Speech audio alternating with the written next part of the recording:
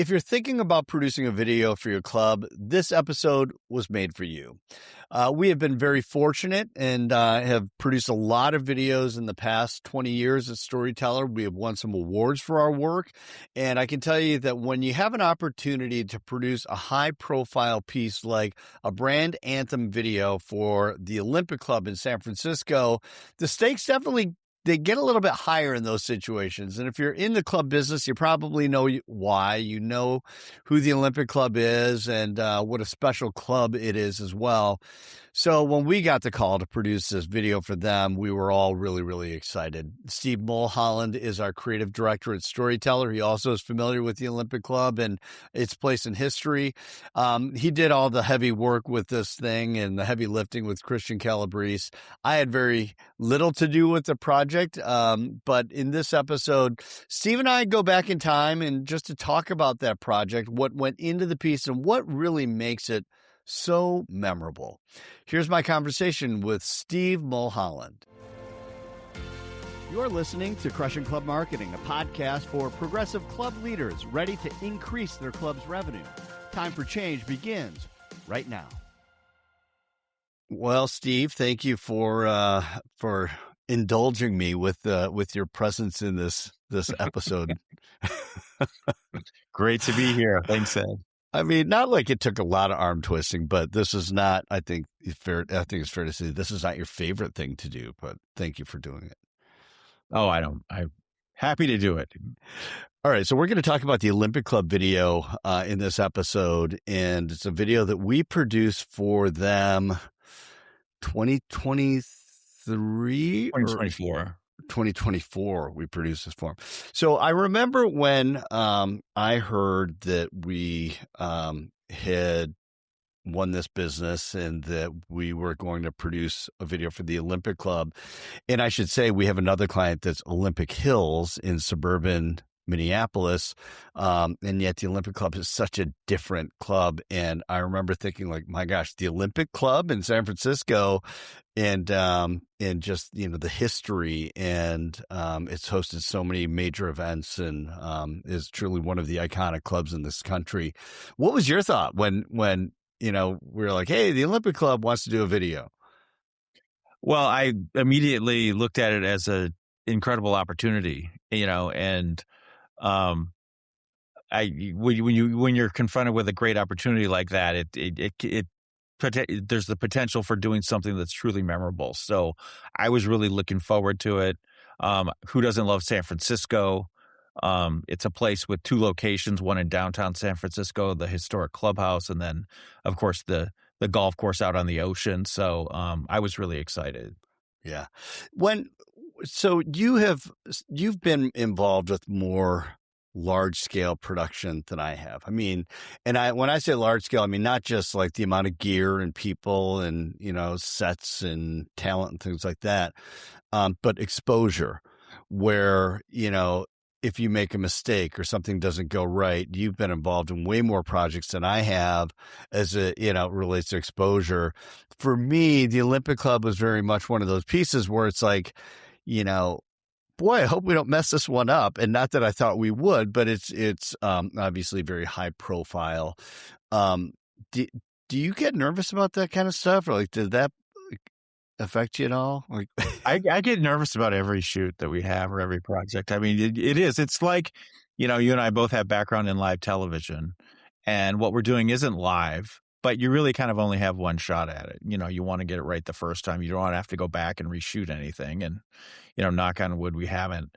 But you have those jitters. You hear that, if you're not getting those jitters or if you're not excited or you're not a little bit nervous, then maybe you should find something else to do, because I think that's a good thing. It propels you forward. It gives you energy. It makes sure that you're focused. So, we went out to California to the Olympic Club, and we knew we had 3 days of filming, and we knew we had to be prepared, and we were prepared, and we had to get everything right and get everything that we needed so that we could create a memorable piece. So let's talk about it really quickly. Just the scope of the piece was really, you could say it's promotional in that the Olympic Club wanted a piece that they could put on the website to basically introduced the club to people who were looking for information about the club, right? Yeah. Okay. Right. Yeah. Right. Sorry. I appreciate the Yeah. positive affirmation. um, so let's just talk through this for people who are listening who, maybe they have or have not produced a video before. The number you just said 3 days of filming. And I think it's fair to say that as producers, we will always take more time than less time, right? How does that change, or how does that become more important with a project like this, where we're traveling, right? We're hitting the road. We're picking out 3 days, but by having more time, rather than just like say, oh, we're going to fly in for a day, get this done, and get it out. Like why is it more important in these type of situations to have that cushion? Well, things just really, they take time. If you want to do them right, if you set out a goal of what do we want this piece to look like, how do we want it to feel, what do we want the viewer to take from it, and on a piece like the Olympic Club piece, we knew that the bar was high, so we wanted to do our very best work. We knew that there were 2 different locations, so then they were a half an hour from one another. So that also came into play in terms of our planning. If it was all in one location, we might have been able to get it all done in 2 days, which is typically what we do for this type of video for a private club. But the fact is, there were 2 very different locations. One that sprawling golf course, or golf courses, 3 courses. And then a downtown athletic club with a lot of amenities, a lot of features, a lot of things that we wanted to film. And we were doing interviews with key players from the Olympic Club. So, that was, we knew that 3 days was probably our minimum. I mean, obviously, I would always love to do more, as you know, but, you're working within budgets and all of that kind of thing. So, but 3 days in this case turned out to be the right amount. I think the piece came out looking really, really good. It really wasn't lacking anything. And so that was a good choice to do 3 as opposed to 2, which we've done before with other clubs with similar videos. How did you handle? I was not as involved in the production, and you were the lead on this. But how did you determine the messaging? Like, how does that? And typically, we like to come up with the messaging first, so we really know. I mean, it sort of sets the tone and sets the stage for everything. Like, what are we trying to say? But how did you? What was that experience like, and what did you do to really nail down some of like what should you say? Because there's so much to talk about as it relates to the Olympic Club. And I know a lot of times people like to talk about like, oh, we hosted this major and we did this and we did this and we have this, but that's not really what this piece is. No, it's not. And, in terms of the messaging, we knew what we wanted the piece to feel like. We knew that we wanted it to be big in scope. We knew that Olympic Club had a rich history with U.S. Open championships, and the clubhouse in downtown San Francisco was built in 1911. The original one was burned in the Great Fire of San Francisco, so there's history there. So we wanted to tell a story about the history, but it's also, it's a modern club. It's people that live in 2026 that are, coming to the club and enjoying membership there. So we wanted to tell those stories too. But so in terms of messaging, we relied on interviews, which is kind of what we do. It goes back to our background as journalists, doing unscripted storytelling. So, but I think we were really what we did. We were smart in who we chose to talk with. Their general manager, their CEO, was very eloquent in being able to share the message of what the Olympic Club means to members, its place in San Francisco, its place in history, all of those things. And he was great. I mean, he really articulated the message well. And then we did interviews with some members who were really passionate about the club and who really conveyed that message of it's a home away from home. And you hear that a lot, and we hear that a lot from our clubs, but it's really true, particularly a club that is in the middle of a big city. A lot of members kind of think of it as an extension of home, and we got that message from them, but also we need to show that. So it's documenting spaces within the club, the amenities within the club, to show that message of, this really is a home away from home. Yeah. And then, of course, when you think of golf and when you think of California, your mind goes to the ocean views on the Pacific, and that's exactly what the Olympic Club has. So, we filmed out on the ocean course, and the lakes. I believe it's the lakes course, the other course that they have, and then there's a par 3 course as well. But to capture that imagery as well. So it's the message. There's several messages that were part of the whole strategy. One, the big one is it's your home within San Francisco. It's feeling like you belong to this club. There's also the history component, that it has such a rich history, and I think our interviews with our key players in the video really helped capture all that. Yeah. And it's, I want to come back to the interviews and how, how you settled on the people, or what the thinking was behind the various people that were interviewed, in a second. But it was almost like, honestly, there are some standout sound bites, but it seems like you just created a feel for the piece that left you might not even remember what was all said, but you're like, at the end, you almost feel the pride that the members speak about.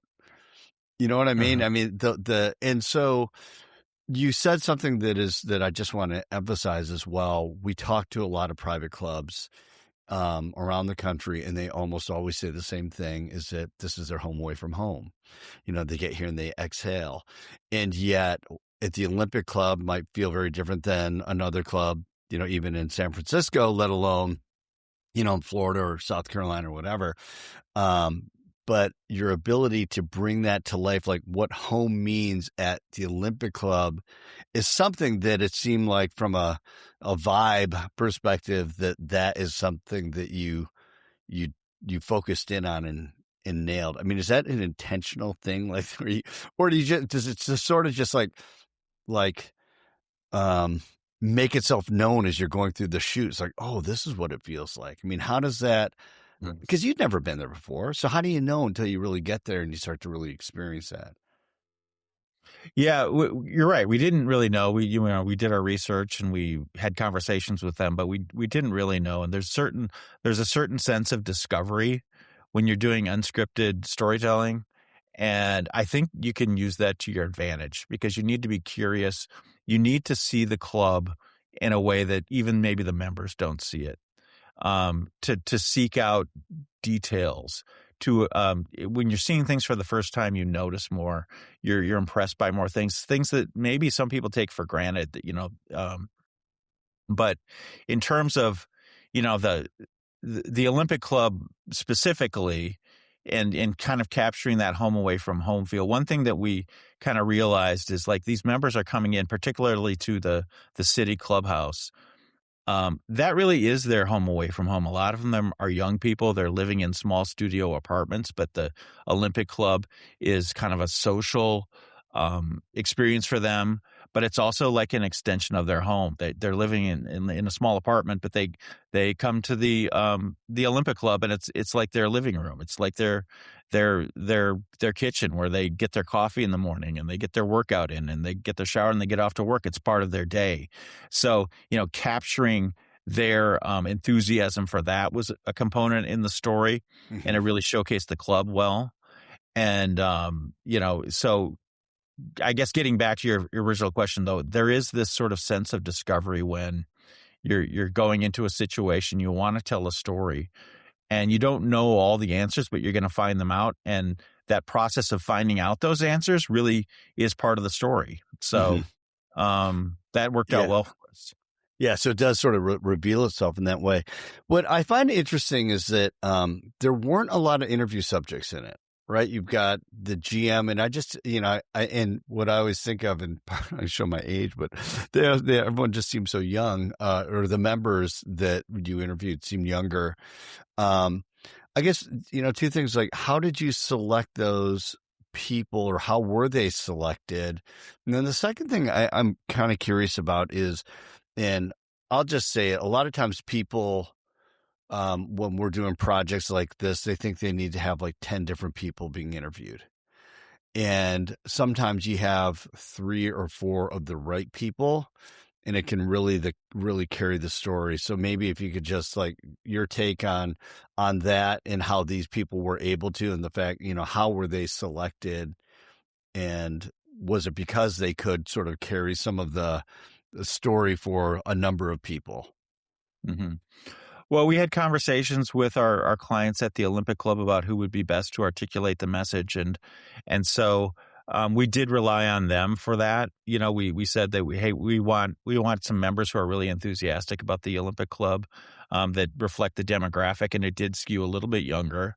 People in their 20s and 30s.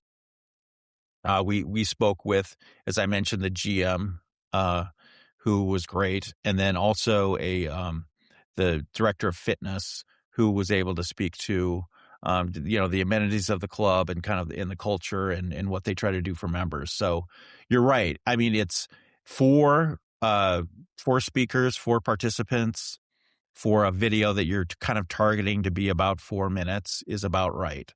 If you try to pack too many voices into a piece like that, it's gonna bloat. We've seen that before.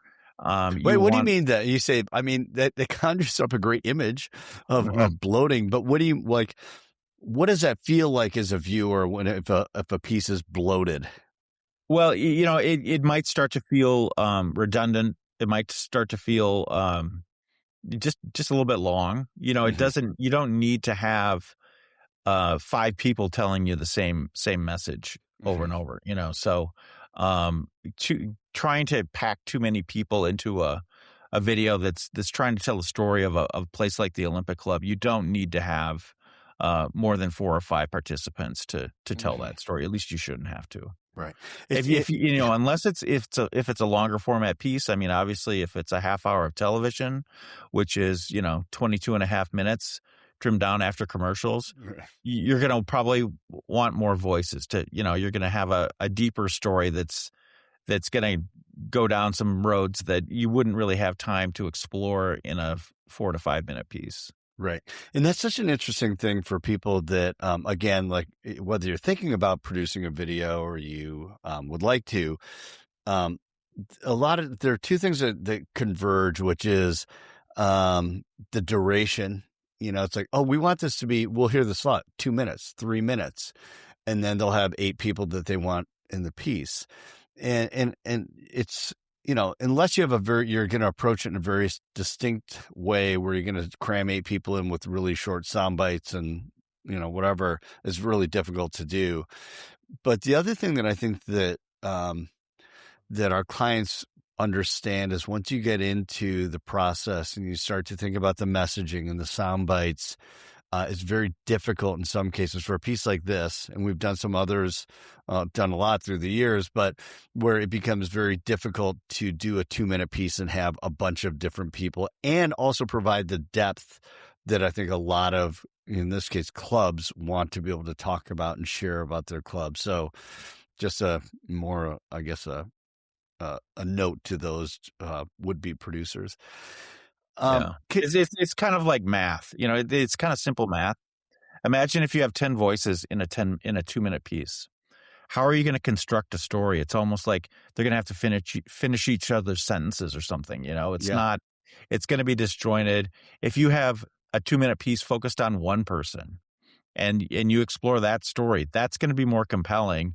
If you think about really compelling news stories, somebody that you and I both love is Steve Hartman on CBS News. His stories are usually about one person, and it's a 2-minute piece. And it's you can tell a story that way. If his stories were about 10 people in a 3-minute story, it would be overwhelming for the viewer. So, and very difficult to do. Right. That's one of my favorite things too. I used to tell the story we did early on in my when I was first starting StoryTeller in the early 2000s. we were producing a video for a nonprofit, a well-known national nonprofit, and I won't mention who they are, but they wanted to tell the story of 5 families, and have them all really, because there are 5 different families that they helped in different ways and everything. And I'm like, you're gonna lose them, and because you start forgetting who goes with who. It's like, oh, is he with? Oh, he has that kid. Wait, is that, and you lose all the impact because you spend most of the time in the piece trying to figure out what's going on more than anything. But Yeah. can we talk about just stylistically how you approach this piece? Because it's one of those things that a lot of times as a viewer, it's easy to watch a piece and at the end go, oh, that was really good. But when you start putting together all the elements that go into making it really good, and that's kind of maybe what I was saying earlier about like how it makes you feel, but the visuals, the audio, everything that goes into it, but starting with how the interviews were filmed, the 2 cameras, right? Could you just talk about, like, there's the one shot where the interview subject is looking right into the lens, and then another shot that's secondary, the B camera, if you will, that's getting like an offset shot. Could you just kind of walk our listeners through why it's done that way and why it's so effective? Sure.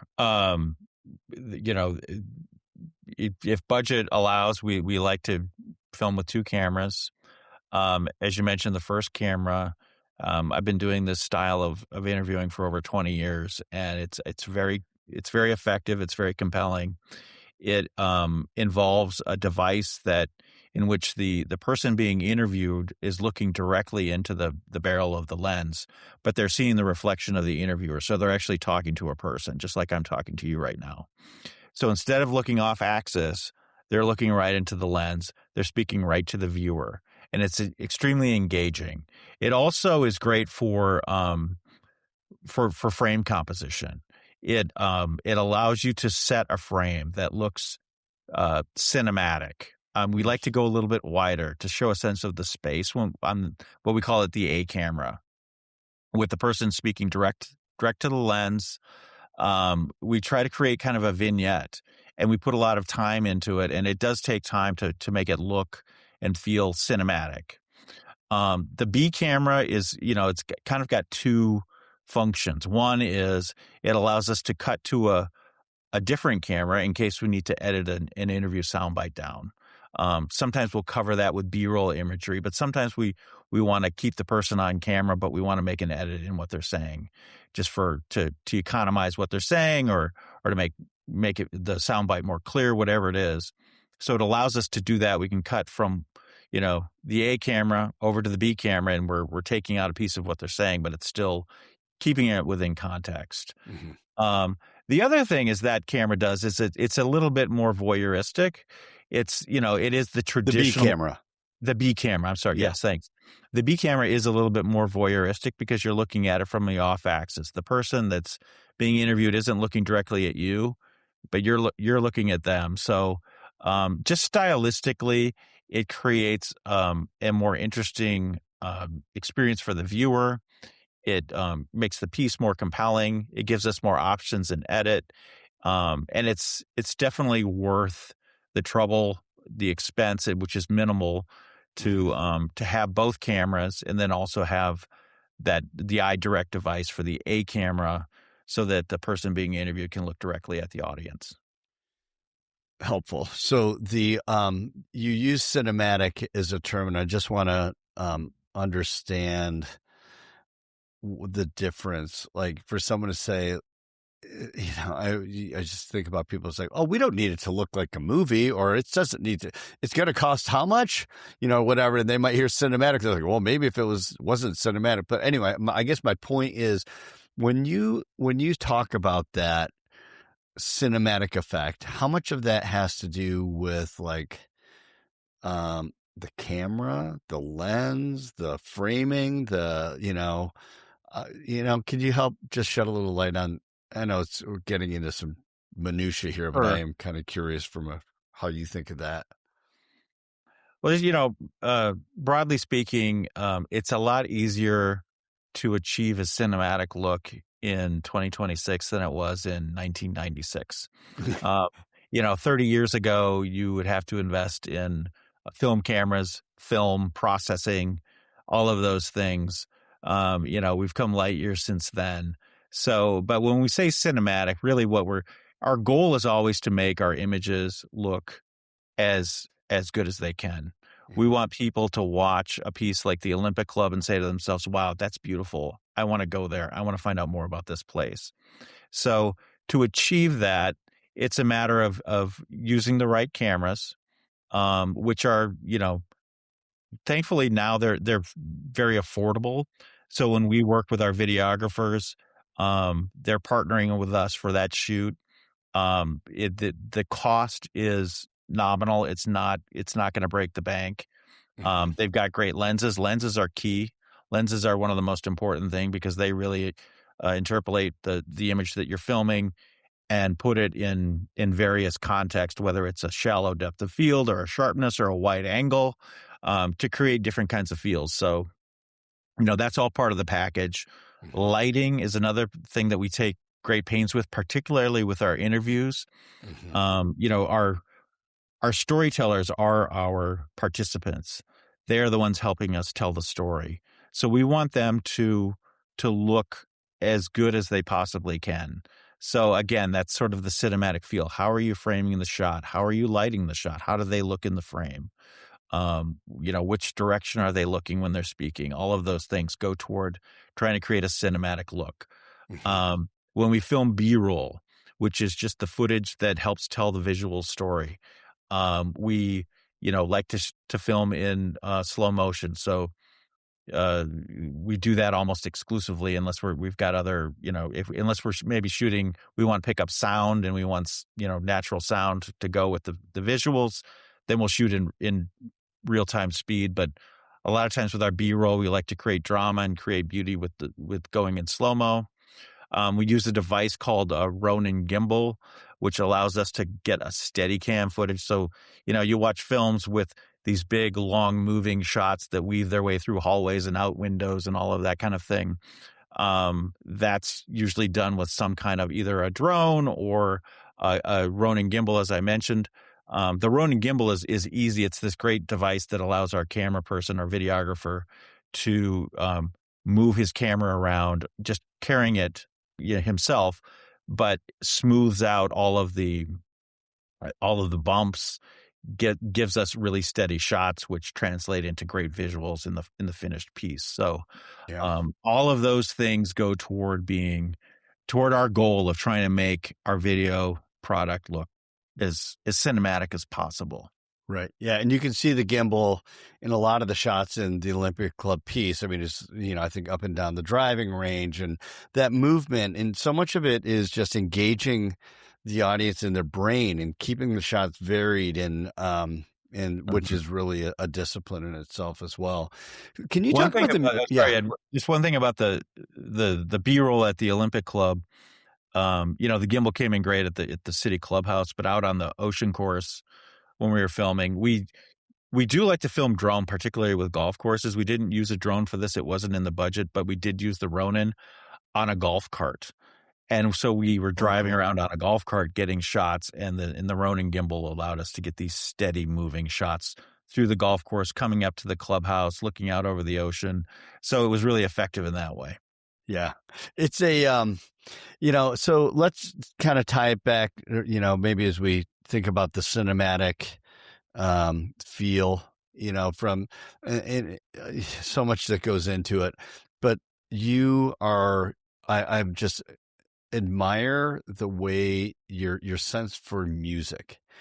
And anyone who's watched a lot of, like, say, corporate videos, and I mean, that used to be one of the things when we had licenses to some of the music services, especially in the early days, some of the music was really limited. You think about the early 2000s and, early 2010s, and there weren't a lot of great music libraries available.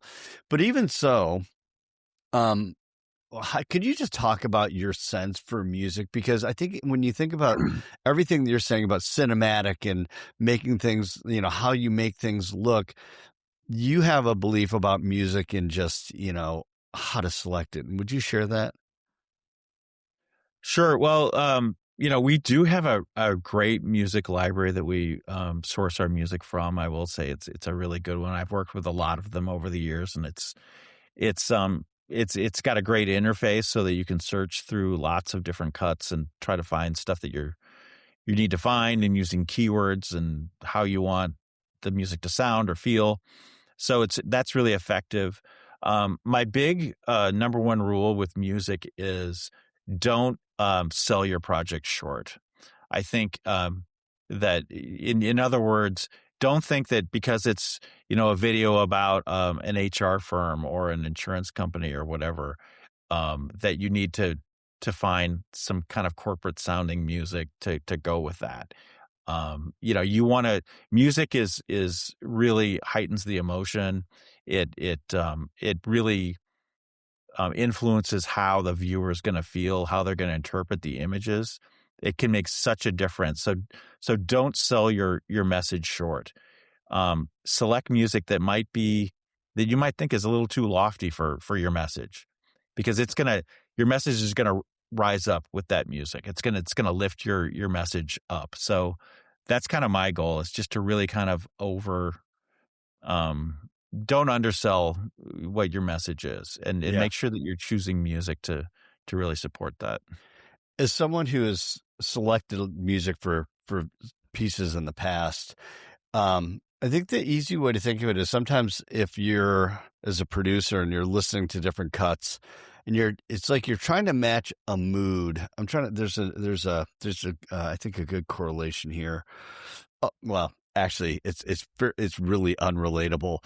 But in TV news, they used to say, I remember I had someone tell me one time, they said, when you are anchoring a sportscast, you have to have with video, you have to have twice the enthusiasm to get half of that response. So if you come off, it's just yourself, like, hey, I'm just going to talk like me, then it's like you have 50% of that energy.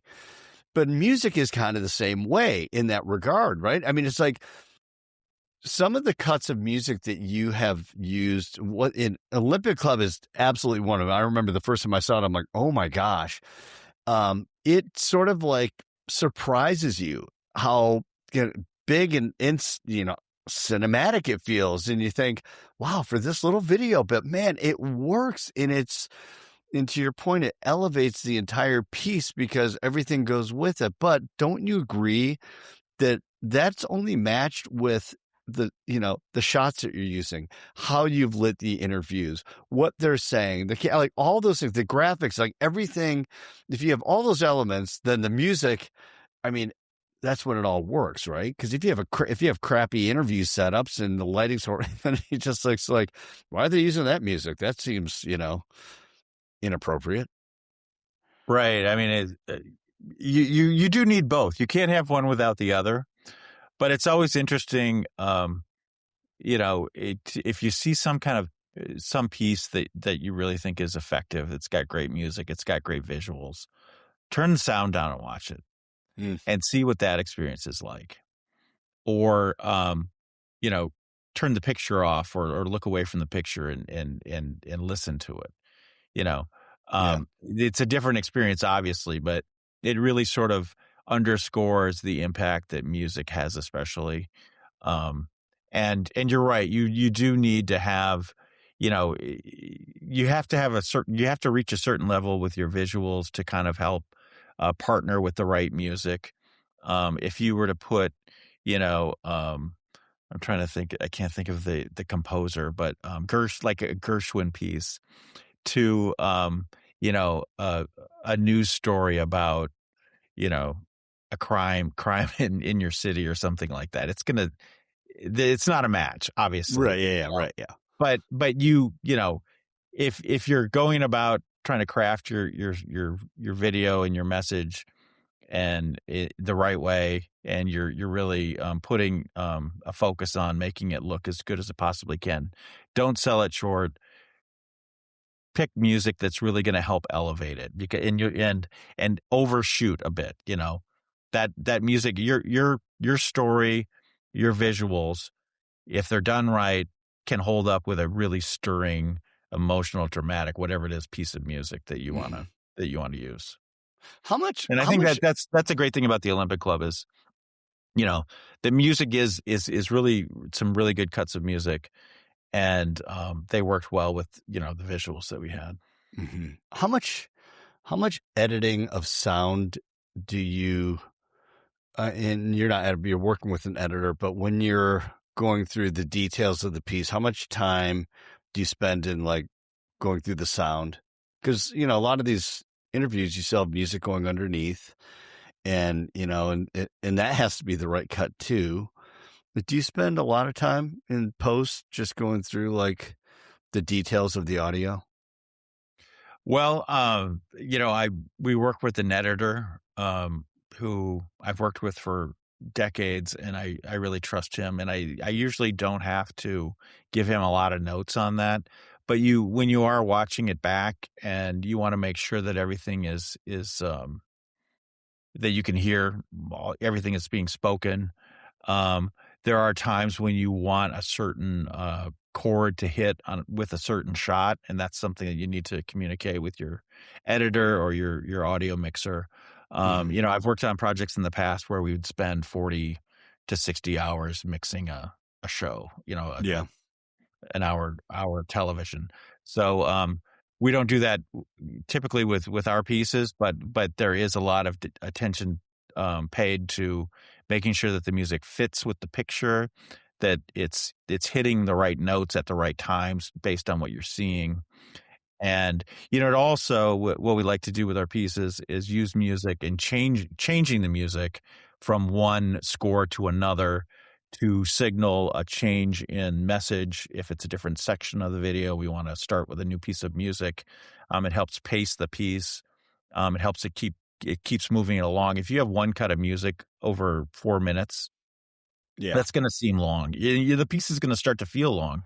Whereas Right. if you have maybe 2 or 3 cuts of music over that same span, it's gonna feel like that piece is moving forward and moving, in a way that you want it to. So, Yeah. that's always key too. Music is huge with the pacing.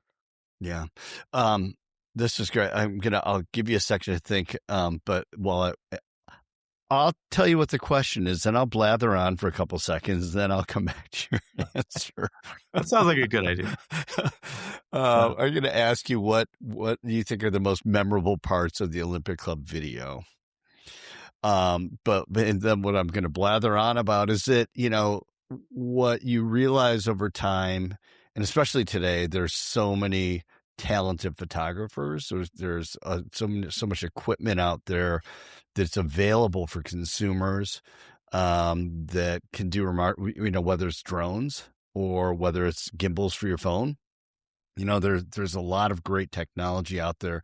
The Bluetooth microphones that you're seeing all over the place, the reporters using in news, and so there's a lot of great technology out there that enables people to produce their own video content.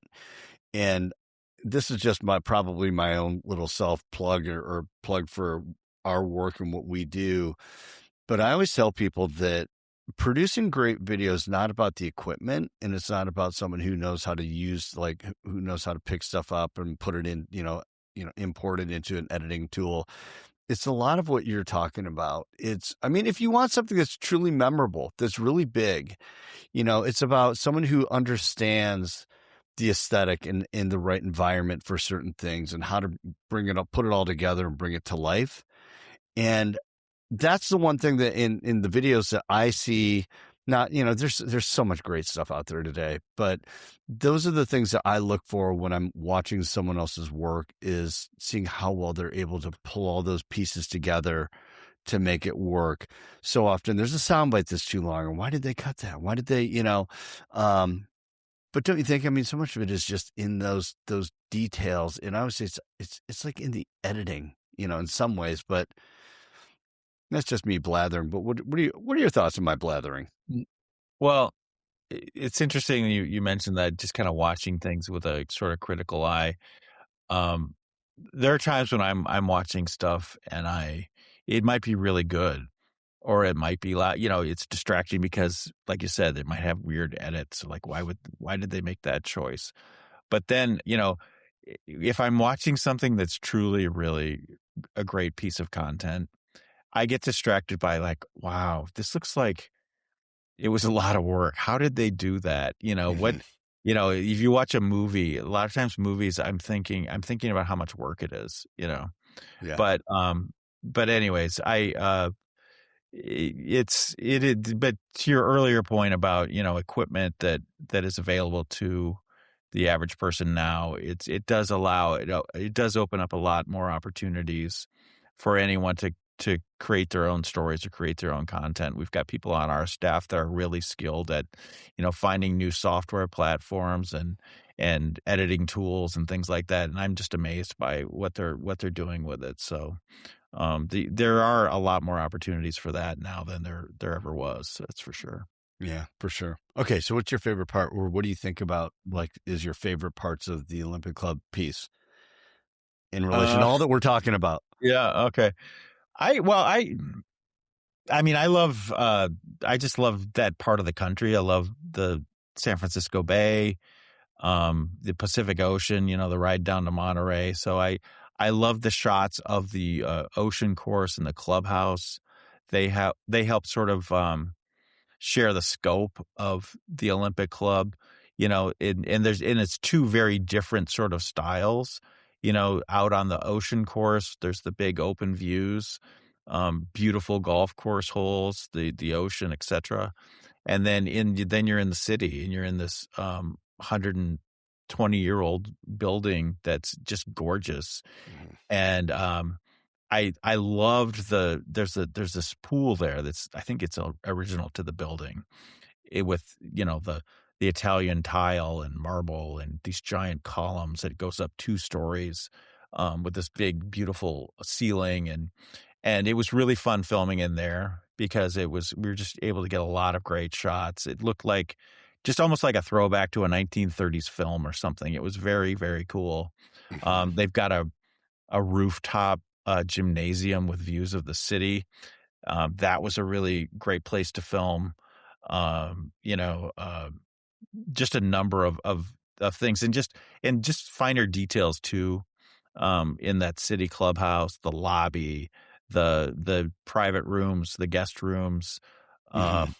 just making that come to life Mhm. was a lot of fun, and those are some of my favorite sort of visuals from the piece. Mhm. Um, It's and like I everything. also, yeah, but also the interview that we did with the GM, he was really great about articulating what the Olympic Club means, its place in history, and he spoke with such um, authentic passion for the place. It really helped sort of narrate the piece. Really, he set the tone for that, and it was great having him in the piece.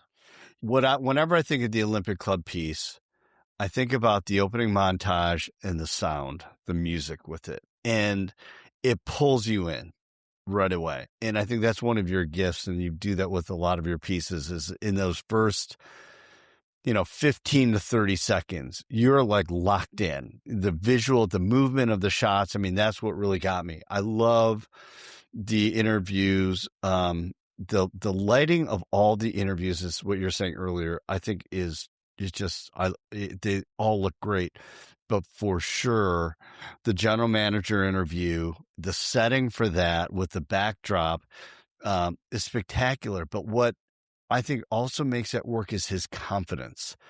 And that also set the tone for who the Olympic Club is. And so those are the things, at least to me, that when I think of that piece, I think of those elements that make me say, wow, that was a memorable piece. But watching it, again and viewing it, it's amazing how much movement there is in that piece.